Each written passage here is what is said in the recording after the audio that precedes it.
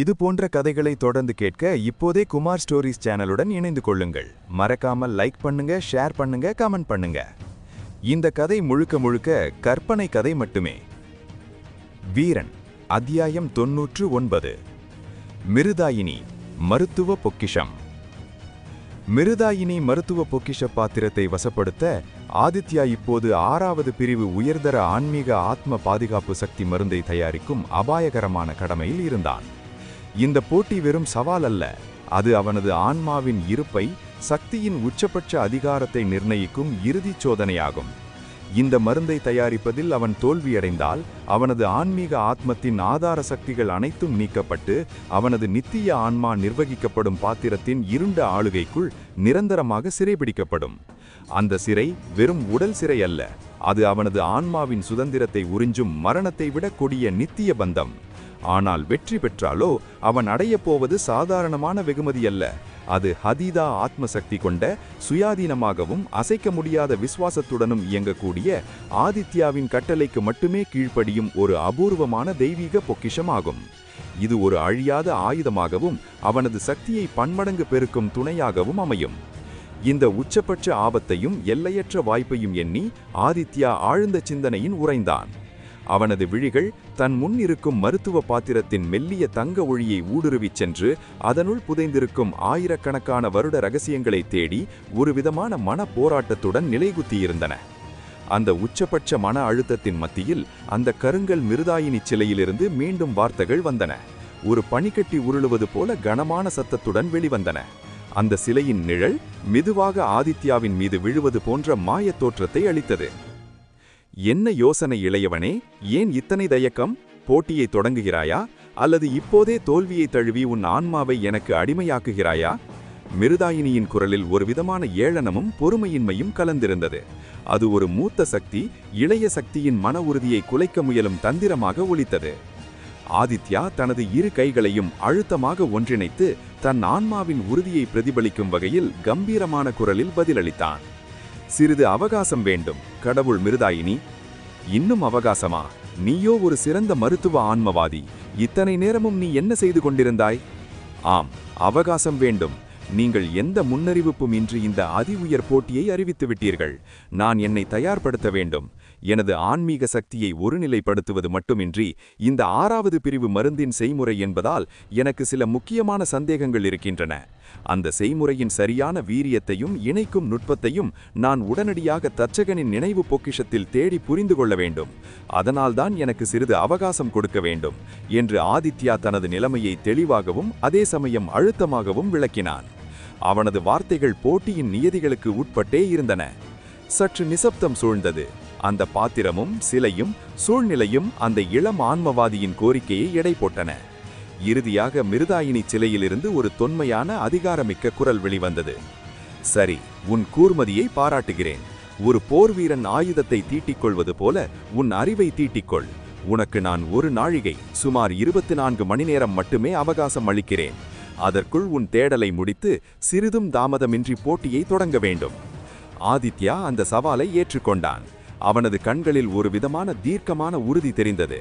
அந்த ஒரு நாழிகை அவகாசத்தை பயன்படுத்த அவன் அமர்ந்திருந்த இடத்திலேயே ஒரு யோகியைப் போல தனது ஆன்மீக ஆத்ம உடலின் அனைத்து சக்தியையும் ஒரு முனையில் திரட்டி கண்களை மூடி தியானத்தில் ஆழ்ந்தான். தச்சகனின் சுருள்கள், ரகசியத்தின் தேடல். ஆதித்யாவின் ஆன்மீக வடிவம் இப்போது ஒரு அதிவேக ஒளிப்பிரயாணத்தை மேற்கொண்டது. அவனது சிந்தனைகள் பிரபஞ்சத்தின் கோடுகள் போல் பல கிளைகளாக பிரிந்து கண்ணிமைக்கும் நேரத்தில் மாய உலகமான தச்சகனின் நினைவு பொக்கிஷத்திற்குள் ஊடுருவிச் சென்றது. அங்கே எண்ணிலடங்காத மருத்துவ குறிப்புகளும் ஆயிரக்கணக்கான வருடங்களுக்கு முன்னதை செய்முறை நுட்பங்களும் ஒரு பிரம்மாண்டமான நூலகம் போல ஆத்ம ஒளியில் மின்னிக் கொண்டிருந்தன. அவன் ஒவ்வொன்றாக ஒரு தேடல் இயந்திரம் போல தனது ஆன்மீக கண்களால் அவற்றின் சாரத்தை ஊடுருவி பார்க்கச் செய்தான். ஒவ்வொரு மருந்தின் நோக்கங்கள், செய்முறைகள், அவற்றின் பக்க விளைவுகளை படித்து இது இல்லை என்று அவனது ஆழ்மனம் புறக்கணிக்கவே கொண்டிருந்தது. அவன் தேடுவது மிக அபூர்வமான, மிக அதிக சக்தியை கோரும் செய்முறையாகும். அவனுக்கு தெரியும், 6வது பிரிவு ஆன்மீக ஆத்ம சக்தி பாதுகாக்கும் சக்தி மருந்தின் நுட்பம் இந்த நூலகத்தின் ஆழமான மூளையில் புதைந்திருக்கிறது. ஆனால் அதை தயாரிப்பதற்கான துல்லியமான வெப்பநிலை கட்டுப்பாடு, சரியான சக்தியின் அழுத்த அளவுகள், குறிப்பிட்ட மூலிகைகளின் கலவை விகிதம் ஆகியவற்றை அவன் தேடி ஒரு கணக்கீடு போல் மனதில் பதித்து எடுத்தாக வேண்டும். அதற்காகத்தான் அவன் உயிரை பணயம் வைத்து அவகாசம் கேட்டிருந்தான். வெளிச்சக்கரங்களின் சுழற்சி, டிராகனின் பதட்டம். அதே நேரம் வெளியுலகில் ஆதித்யாவின் உடல் ஒரு கல்லை போல அசைவற்று அமர்ந்திருந்தது. அவனது உடலிலிருந்து ஒரு மெல்லிய, கிட்டத்தட்ட கண்ணுக்கு தெரியாத வெண்ணிற சக்தி இழை மட்டுமே மிருதாயினி பாத்திரத்திற்குள் மெல்ல மெல்ல நுழைந்து கொண்டிருந்தது. ஆச்சரியப்படும் விதமாக டிராகன் பீஸ்ட் மற்றும் மாருதியின் ஆத்ம சக்திகள் அந்த பாத்திரத்தால் உறிஞ்சப்படவில்லை. இதை கண்ட டிராகன் பீஸ்ட் குழப்பத்தில் ஆழ்ந்தது. என்ன நிகழ்ந்தது? ஒருவேளை இந்த பொக்கிஷத்தை ஆதித்யா கட்டுப்படுத்தி அதன் உறிஞ்சும் திறனை கட்டுப்படுத்தி விட்டானா? அப்படி இருந்தால் இந்நேரம் அதில் அவனது சொந்த ஆன்மீக முத்திரை பதிந்திருக்க வேண்டும். அதுவும் இல்லை. ஆதித்யாவும் இன்னும் ஆழமான தியான நிலையில் இருக்கிறானே, இது எந்த வகையான தந்திரம்? யோசித்துக்கொண்டே டிராகன் பீஸ்ட் ஆதித்யாவின் அருகில் நெருங்கியது. ஆதித்யாவைச் சுற்றிலும் அவனது இரட்டை காக்கும் சக்கர சக்திகள் மெல்லிய ஒளியுடன் சுழன்று கொண்டிருந்தன. அவை அவனது ஆன்மீக தியான நிலையை காக்கும் மரணாக செயல்பட்டன. யாழிக்கும் நிலைமை புரியவில்லை. யாழி இப்போது தன்னை ஒரு அடர் ஊதா நிற குரங்கின் உருவத்தில் சுருக்கி வைத்திருந்தது. என்ன செய்வது? இவ்வளவு அவகாசம் எடுத்துக்கொள்கிறானே, இந்த அமைதி நல்லதா அல்லது புயலுக்கு முந்தைய அமைதியா? அவன் ஆன்மீக தேடலில் எங்கேனும் தவறிழைத்து விட்டால்? டிராகன் பீஸ்ட் குழப்பத்துடன் மாருதியை பார்த்தது. அதன் டிராகன் கண்கள் பதட்டத்தை காட்டின. திடீரென வெளியிலிருந்து கதவுகள் தட்டும் சத்தம் அந்த அமைதியை கிழித்தது. மருத்துவரே, நீங்கள் கேட்ட அரிய மூலிகை பொருட்களை நான் தயார் செய்துவிட்டேன். சுமத்ராவின் குரல் வெளியிலிருந்து தழுதழுத்தது. அவள் பயந்திருந்தாள், ஆனால் நம்பிக்கையுடன் நின்றாள். அதை காதில் வாங்காத டிராகன் பீஸ்ட் யாழியை நோக்கி உருமியது. சக்தி குறைந்திருந்தாலும் சீக்கிரமாக ஆதித்யா கண் விழிக்க வேண்டும். ஒருவேளை யாரேனும் உள்ளே வந்துவிட்டால் டிராகன் பீஸ்டான என்னுடைய அசல் இருப்பை எளிதில் கண்டுகொள்வார்கள். ஆதித்யா இப்போது ஆன்மீக உருவத்தில் இந்த தெய்வீக பொக்கிஷ பாத்திரத்திற்குள் இருப்பதால் நாம் அவசரப்பட்டு எதையும் செய்ய முடியாது. அவன்தான் கண் விழித்து தொடங்க வேண்டும். உள்ளே ஆன்மீக ஆத்ம உலகத்தில் ஆதித்யாவின் அலைபாயும் சிந்தனைகள் திடீரென ஒரு புள்ளியில் குவிந்தன.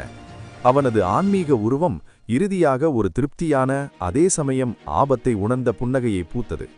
கண்டுபிடிச்சிட்டேன். அவன் ஆன்மாவின் குரல் அங்கே ஒலித்தது. அவனது தேடலில் அந்த பழமையான மருத்துவ குறிப்பில் 6வது பிரிவு ஆன்மீக ஆத்மசக்தி பாதுகாத்தல் சக்தி மருந்தின் செய்முறையை கண்டறிந்தான். அதை ஆதித்யா முழு கவனத்துடன் படித்தான். செய்முறை அதிபயங்கரமானதாக இருந்தது. இதற்கு சக்தி நிலைப்படுத்துவதற்கு 20 நிமிடம், திரவமாக்கலுக்கு 5 நிமிடம். இந்த நுட்பத்தை செய்ய எனது மின்னோட்ட சக்தி உச்சபட்ச அளவில் தேவைப்படுமே. அது மட்டுமின்றி ஒவ்வொரு மூலிகையின் சேர்க்கையும் துல்லியமான ஒரு கணத்தில் நிகழ வேண்டும். ஒரு பிழை ஏற்பட்டாலும் அனைத்தும் சிதைந்துவிடும். செய்முறையை முழுமையாக படித்து உள்வாங்கியவன் ஒரு ஆழ்ந்த பெருமூச்சு விட்டான். இந்த மருந்தை தயாரித்து முடிக்க என் ஆன்மீக ஆத்மத்தின் மொத்த சக்தியின் ஒரு பகுதியே செலவாகும் போலிருக்கிறதே. குறைந்தபட்சம் 3 நாட்கள் நான் தொடர்ந்து ஓய்வில் இருக்கும் அளவிற்கு சக்தி இழப்பு ஏற்படும். அதற்கும் மேலாக இந்த மருந்தை திறம்பட செய்ய வேண்டுமானால் குறைந்தது 4 சக்கர சக்தியாவது வெளிப்படுத்தும் திறமை அவசியம். என்னிடம் 2 சக்கர சக்தி மட்டுமே உள்ளது. இப்போது நான் 4வது சக்கரத்தை தொட்டு செயல்படுவது என்பது முடியாத காரியம். இது தற்கொலைக்கு சமம் என்று அவனது மனதிற்குள் அபாய ஒலி எழுந்தது. ஆனாலும் ஆதித்யாவுக்கு வேறு வழி இல்லை. மிருதாயினி கொடுத்த 1 நாழிகை அவகாசம் நிறைவுக்கு வந்தது. திடீரென அந்த மாபெரும் கருங்கல் மிருதாயினி சிலை இருண்டு கண்ணிமிழிகள் திறந்தது. சிலையின் வாயிலிருந்து வெளிவந்த குரல் ஒரு பாதாள சப்தம் போல் ஒலித்தது. உனது அவகாசம் முடிந்தது. உனது ஆயுட்காலம் இன்றுடன் முடியப் போகிறதா, அல்லது நீ என்னை திருப்தியடைய செய்யப் போகிறாயா? போட்டிக்கு தயாராக இருக்கிறாயா இளையவனே என அந்த குரல் அறை முழுவதும் கணீரென்று ஒரு மரண அறிவிப்பை போல ஒலித்தது. ஆதித்யாவுக்கு எந்த சமாதானமும் பேச முடியவில்லை. அவன் அமர்ந்திருந்த இடத்திலிருந்து ஒரு போர் வீரனைப் போல எழுந்தவன் கைகளை கூப்பி, நான் தயார் என்றான். அவன் முன்னே விசேஷமான மூலிகை பொருட்கள், உலோக தாதுக்கள் மற்றும் அந்த சிறிய ஆனால் சக்தி வாய்ந்த தங்க நிற மருத்துவ பாத்திரம் ஆகியவை அவனது சவாலுக்காக காத்திருந்தன. ஆதித்யா ஒரு இறுக்கமான பெருமூச்சுடன் தனது உள்ளுணர்வை தட்டி எழுப்பினான். சரி, வேறு வழியே இல்லை. என்னிடம் இருக்கும் உச்சபட்ச சக்தியை வைத்து இந்த அரிய மருந்தை தயாரித்து என் தலைவிதியை மோதி பார்க்க வேண்டியதுதான் என்று அவன் ஒரு மரணத்தை எதிர்கொள்ளும் வீரனின் தீர்க்கமான முடிவுக்கு வந்தான். ஆதித்யா இப்போது தனிமைப்படுத்தப்பட்டிருந்தான். அவனது ஆன்மீக ஆத்மா அந்த மிருதாயினி பாத்திரத்தின் சக்தி சூழலுக்குள் அழுத்தப்பட்டிருந்தது. அவனிடம் இப்போது இருப்பது அவனது குறைந்த 2 சக்கர சக்தியும் தச்சகனின் நூலகத்திலிருந்து பெற்ற அறிவும் மட்டுமே. அவனது 2 சக்கர சக்தியை கொண்டு 4 சக்கர சக்தியின் வேலையை செய்வது என்பது எரியும் மெழுகுவர்த்தியை கொண்டு ஒரு கோட்டையை எரிப்பதற்கு சமம் என்று அவனுக்கு புரிந்தது. இருந்தாலும் முயற்சி செய்வோம் என்று அவன் உறுதியுடன் அதில் இறங்கினான். அப்போது அந்த மாபெரும் மிருதாயினி சிலை உக்கிரத்துடன் ஆரம்பிக்கட்டும் என்று ஒரு கட்டளையிட, திடீரென பாத்திரத்தின் அடிப்பகுதியிலிருந்து ஒரு கருஞ்சிவப்பு நிறத்தில் சுழலும் சக்தி தோன்றியது. தானாகவே அந்த பாத்திரம் ஆதித்யாவின் கட்டுப்பாட்டை மீறி அபரிமிதமான சக்தியின் அழுத்தத்தை உறிஞ்சத் தொடங்கியது. இது ஒரு பொறியாகும். ஆதித்யா தனது சிந்தனைகளை ஒரு கூர்மையான கத்தி போல ஒருநிலைப்படுத்தி அந்த மருந்தை செய்யக்கூடிய நுட்பத்தை தன் உயிர் சக்தியின் மூலம் வெளிக்கொண்டு வர ஆரம்பித்தான். அவன் அருகிலிருந்த மருத்துவப் பொருட்களின் ஒவ்வொரு அணுவையும் சரியான வெப்பநிலையில், சரியான இடைவெளியிலும், துல்லியமான சக்தியின் அழுத்தத்திலும் அந்த பாத்திரத்திற்குள் செலுத்தி கடத்தினான். ஒவ்வொன்றையும் அனுப்பிய ஆதித்யா கடைசியாக அந்த மிக அதிக வீரியம் கொண்ட மூலிகையை சேர்க்க சிறிது தாமதப்படுத்தினான். என் சக்தி போதாது, இந்த வீரியத்தை கட்டுப்படுத்த முடியாது என்று உணர்ந்த ஆதித்யா ஒரு நொடியில் புதிய திட்டம் தீட்டினான். மருந்தின் வீரியத்தை செயற்கையாக அதிகப்படுத்தி அது உச்சத்தை அடையும் அந்த கணத்தில் இந்த மூலிகையை சேர்த்தால் மற்ற மூலிகைகளின் வீரியம் அதை கட்டுப்படுத்திவிடும். ஆதித்யா அந்த அபாயகரமான திட்டத்தை இப்போதே செயல்படுத்தினான். ஆனால் அவன் செய்து கொண்டிருக்கும் மருந்து சாதாரணமான 6வது பிரிவு பாதுகாப்பு மருந்தல்ல. இது இறந்த ஆன்மாவை பாதுகாத்து பலப்படுத்தி அதன் கடைசி சுவாசத்தையும் மீட்டெடுக்கும் ஆற்றல் கொண்ட நித்திய உயிர் சுடர் மருந்து. அதன் வாசனை இப்போது அங்கே மெல்ல பரவ ஆரம்பித்தது.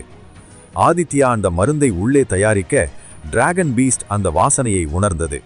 அது ஒரு பழங்கால சக்தி, மரணத்தை வெல்லக்கூடிய சக்தி. அடடே, இது சாதாரண மருந்தல்ல என்று கர்ஜித்த டிராகன் பீஸ்ட் இடநியதியாக மாருதியை பார்த்து கட்டளையிட்டது.